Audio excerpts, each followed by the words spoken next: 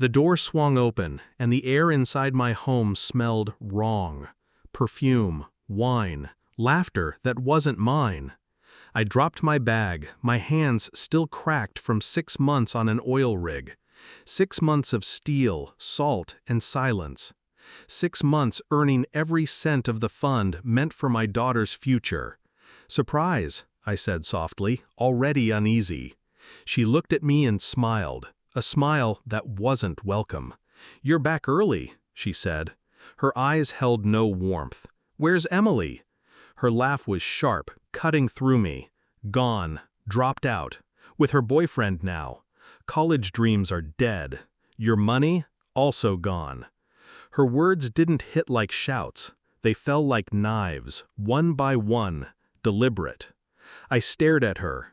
She sipped her wine, calm, enjoying the taste of my silence. The money was gone, my daughter was gone, and my wife, the woman who once claimed we built everything together, had gutted it all without hesitation. I didn't argue. I didn't break. I only nodded once. The storm stayed inside, and in that storm, something cold began to form. The truth wasn't her words. It was my daughter's absence. Emily would never just leave me, not without a call, not without a word. So I searched. I followed the trail she tried to bury. I found her 2 weeks later. She stood behind the counter of a cafe, apron stained, eyes hollow. Her hands trembled as she counted change for strangers. When she saw me, her breath caught. "Dad?" I wanted to embrace her, but the wall between us was visible in her stare. She whispered, "Mom said you didn't care, that you left because you loved money more than me." Her voice cracked, but she didn't cry. She was too tired for tears. She worked 2 jobs, paid rent for her mother's new apartment, an apartment I hadn't known existed. My wife hadn't just stolen the money, she had stolen my daughter's trust. I walked out of the cafe with my chest caving in, my mind sharpening like broken glass. It wasn't just betrayal, it was execution.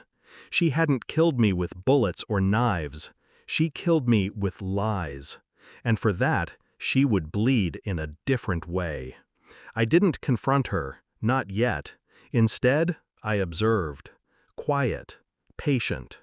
Her new apartment reeked of indulgence. Designer bags, new furniture, receipts hidden poorly in drawers. She had traded futures for fleeting comforts. I checked bank records. Every transfer I had made offshore was gone within weeks, withdrawn in cash, disguised under household expenses. I checked her phone. Late-night messages to a number she had saved under work. But work doesn't send heart emojis at 2 a.m. The voicemails I unearthed weren't whispers of love, they were plans. Plans to take, to spend, to rebuild her life without me in it. I didn't rage, I took notes. Every lie she spun I caught in silence. Every stolen cent I tracked. Every word she fed our daughter I documented. The picture became clear. She hadn't wanted me away just for the money. She wanted me erased from Emily's life completely, and she had almost succeeded. Almost. The storm inside me turned quiet. Quiet storms are the deadliest. One evening I returned home. She was dressed for dinner, gold necklace glinting in the dim light, my money around her throat. I set an envelope on the table. She arched an eyebrow. "What's this?" I didn't answer. She slid the papers out. Bank statements, screenshots of messages, rental agreements under her name only. Her smirk faltered. "This doesn't mean—" "Stop," I said. My voice was low, cold. I tapped the final page. A photograph of Emily, working late, exhaustion painted across her young face. Her mother's eyes shifted, guilt and fear fighting for space. "You did this," I whispered. Her lips parted, but no sound came. She had no defense. The evidence spoke louder than she ever could. And I didn't raise my voice. Silence was heavier. I leaned back, calm. You took her future.